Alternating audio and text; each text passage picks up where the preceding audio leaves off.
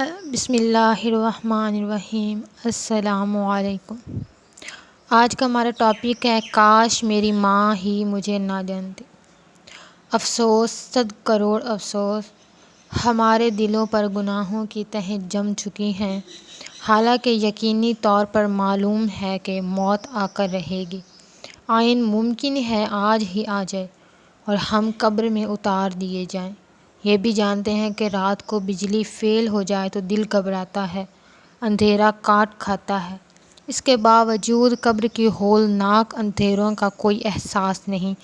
امیر المومنین حضرت سیدنا عمر فاروق اعظم رضی اللہ تعالیٰ عنہ قطعی جنتی ہونے کے باوجود خوف خداوندی عز و جل سے لرزاں و ترساں رہا کرتے تھے۔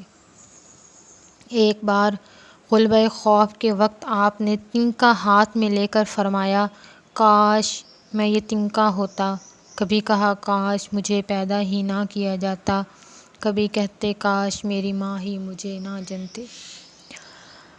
کاش کہ نہ دنیا میں پیدا میں ہوا ہوتا، قبر و حشر کا سب غم ختم ہو گیا ہوتا۔ گلشن مدینہ کا کاش ہوتا میں سبزہ، یا میں بن کے ایک تنکا ہی وہاں پڑا ہوتا۔ آہ! صلب ایمان کا خوف کھائے جاتا ہے، کاش کہ میری ماں ہی نے مجھے جنا نہیں ہوتا۔ دنیاوی چیزوں کے صدمے کیسے ہمیں پریشان رکھتے ہیں۔ افسوس ہم صدموں سے بھرپور موت کی تیاری سے یکسر غافل ہیں۔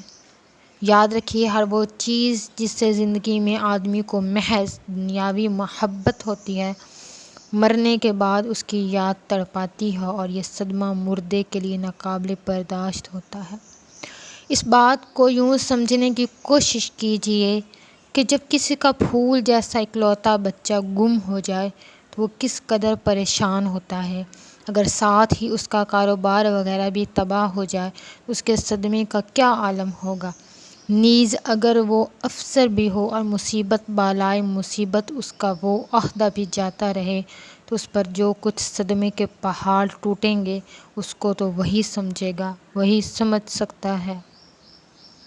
لہٰذا اس کو والدین، بیوی، بچوں، بھائی بہنوں اور دوستوں کا فراق، نیز گاڑی، لباس، مکان، دکان، فیکٹری، عمدہ پلنگ، فرنیچر، کھانے پینے کی چیزوں کا ذخیرہ، خون پسینے کی کمائی، عہدہ وغیرہ، ہر وہ چیز جس سے اسے محض دنیا کے لیے محبت تھی، اس کی جدائی کا صدمہ ہوتا ہے۔